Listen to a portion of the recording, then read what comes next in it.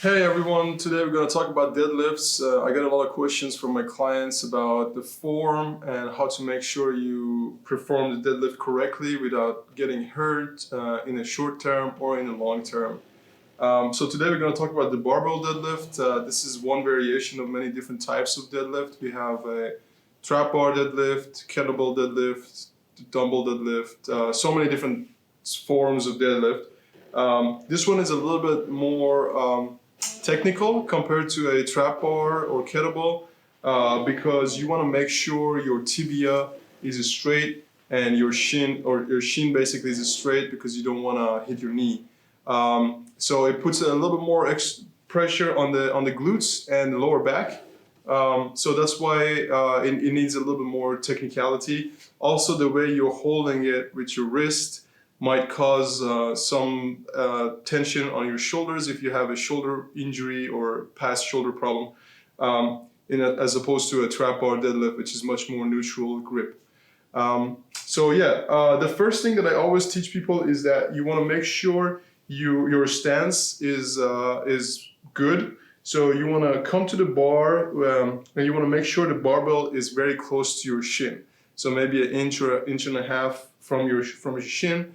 Because if you're standing too far back, what's going to happen is you're going to have extra pressure on your lower back.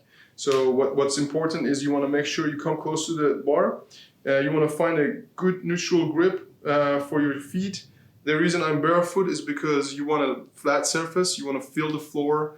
A lot of people like flat sole shoes. That's okay too. I prefer just barefoot because I can feel the floor and I kind of grasp the floor with my toes. That's very important for me at least.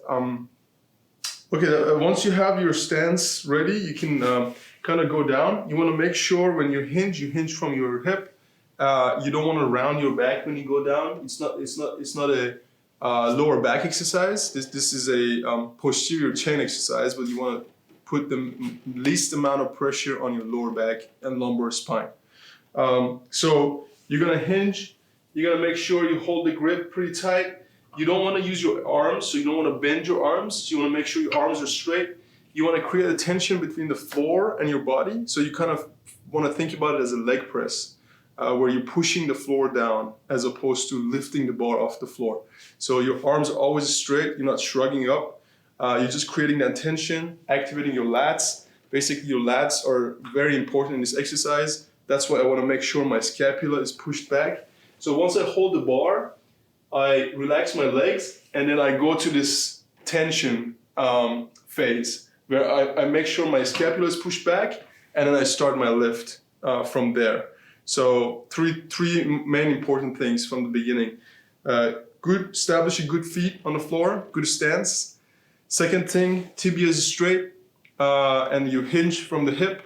Third thing is that your scapula is pushed back, so your back is straight, so you're not rounding your spine. Those things are very important.